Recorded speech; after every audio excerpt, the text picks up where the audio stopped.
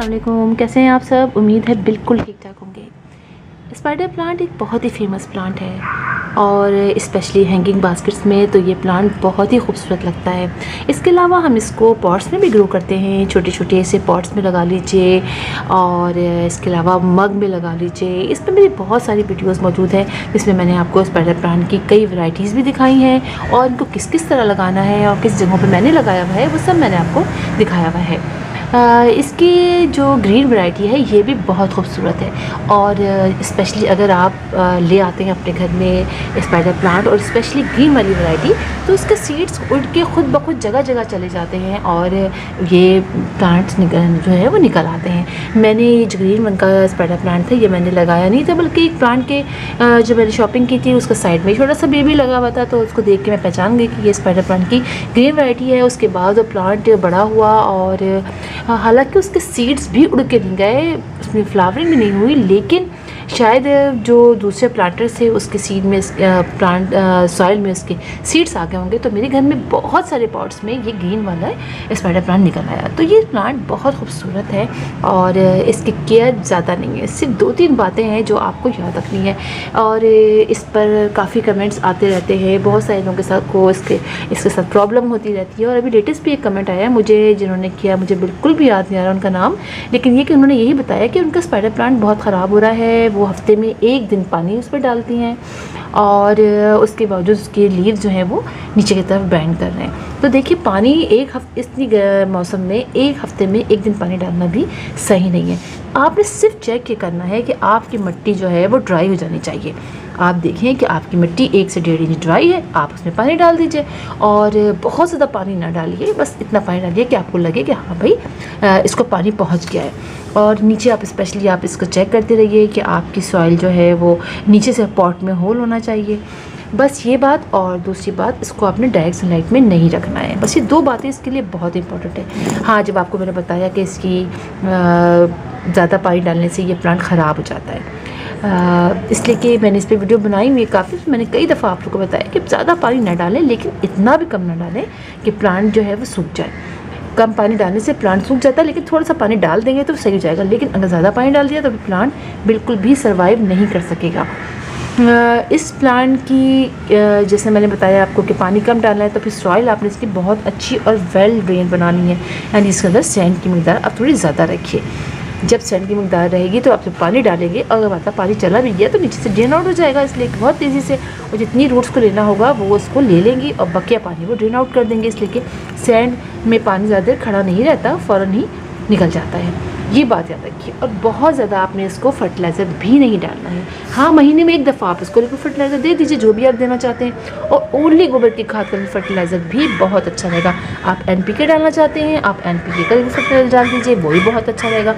और इसके अलावा कोई ऐसी ख़ास बात नहीं है इस प्लांट के बारे में कि जो मैं आपको बताऊं कि उसकी वजह से प्लांट ख़राब होता है। हाँ, बस ओवर वाटरिंग है वही आपके प्लांट को ख़राब कर देती है। मेरी प्लांट जो है मेरे पास इसकी सारी वैरायटी थी, लेकिन जैसे मैंने आपको बताया पहले भी कि मैं बीमार हो गई थी, उसके बाद पानी न डालने की वजह से मेरी उसकी एक और वैरायटी जो है वो ख़त्म हो गई।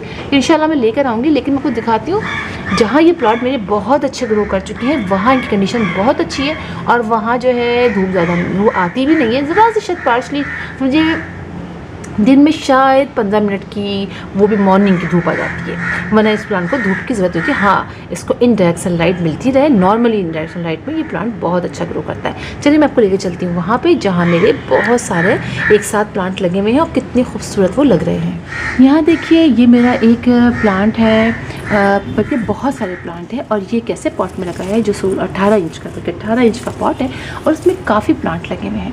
पहले तो इसके अंदर पर्पल हार्ट काफ़ी लगा हुआ था, शायद आपको याद हो मेरे पिछले वाले घर में, लेकिन अब इक्का दुक्का इसमें पर्पल हार्ट रह गए हैं। लेकिन अगर आप ऊपर की तरफ जाएँ तो ये है ड्रैगन ट्री, और ड्रैगन ट्री जो है वो बहुत ही खूबसूरत हो रहा है और इसमें बहुत सारी नई नई ब्रांचेस भी निकलनी शुरू हो गई हैं।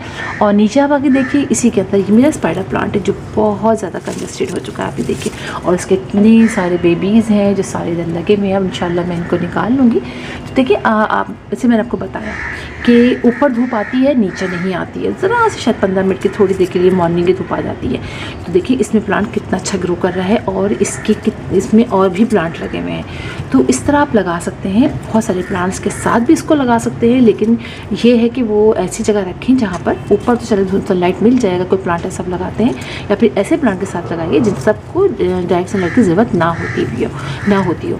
और चूँकि ये बहुत सारे इसके साथ प्लांट लगे हुए हैं, इसलिए इसमें रूट ज़्यादा है और पानी बहुत देर ठहरता नहीं है, बहुत तेज़ी से भी नीचे से निकल जाता है। तो इसलिए देखिए आप इसकी ग्रोथ कितनी अच्छी हो रही है। आइए मैं आपको एक और जगह दिखाती हूँ जहाँ मेरा स्पाइडर प्लांट बहुत अच्छे हो रहे हैं। ये देखिए यहाँ पर भी मेरा स्पाइडर प्लांट लगे हुए हैं और बहुत सारे हो गए हैं और उनके लीव्स इतने बड़े बड़े हो गए हैं, आप ये देखिए। और इनके अंदर बहुत ही कम मैं लिक्विड फर्टिलाइज़र डालती हूँ, कि कोई फर्टिलाइज़र जो वैसे सही है ड्राई फॉर्म में कोई भी नहीं डालती, लिक्विड फर्टिलाइज़र भी बहुत ही कम डालती हूँ। लेकिन आप इनकी ग्रोथ देखिए, बस बात ये होती है कि आप उनको उनकी सही लोकेशन पर रखें और सही लिहाज से उनमें पानी वानी का डालें। इन प्लांट को बहुत ज़्यादा फर्टिलाइज़र की ज़रूरत भी नहीं होती है। अगर ओवर फर्टिलाइज़ कर देते हैं तब भी ये प्लांट चूँकि बहुत नाजुक होते हैं इस लिहाज से कि ज़्यादा पानी ज़्यादा फर्टिलाइज़र बर्दाश्त नहीं करते। अब आप देखिए कि ये जो मेरा एक लंबा सा प्लांटर है, ये देखिए ये लंबा सा प्लांटर है, काफ़ी लंबा यहाँ से यहाँ तक का आया हुआ है। इसी के अंदर आप ये देखिए कितनी अच्छी ग्रोथ हो रही है चाइनीज़ एवरग्रीन की, और इसमें इतने ही प्लांट निकल आए। आप ये देखिए, दूर से दिखाऊँ आपको, बहुत ज़्यादा है और निकलते चले आ रहे हैं। उसी के अंदर मेरे ये स्पाइडर प्लांट साइड में रखा हुआ है। दोनों को ज़रूरत नहीं होती है डायरेक्ट सनलाइट की, लिहाजा दोनों बहुत अच्छे तरीके से ग्रोथ कर रहे हैं। इसके अंदर अच्छी फ्लावरिंग भी हो रही है और नए नए लीव्स इसमें निकल रहे हैं, बहुत खूबसूरत है। इसी के साथ यहाँ स्पाइडर प्लांट लगा हुआ है, इसकी भी ग्रोथ बहुत अच्छी है। तो बस आप ये ख्याल रखिए कि अपने प्लांट को ऐसी जगह रखिए जहाँ पर उसको सही लोकेशन मिल जाए। पानी आप सही ज़्यादा मत डालिए और पानी कम भी नहीं डालिए और फर्टिलाइज़र भी ज़्यादा नहीं डालिए। और दूसरी बात ये कि आप जो है वो हाँ बस आपने ये करना है, और मिट्टी आपने अच्छी वेल ड्रेन बनानी है ताकि पानी जो है वो नीचे से ड्रेन आउट हो जाए। तो फिर इंशाल्लाह आप लोगों से मुलाकात होगी किसी और वीडियो में किसी और टॉपिक के साथ। तब तक के लिए अल्लाह हाफिज़।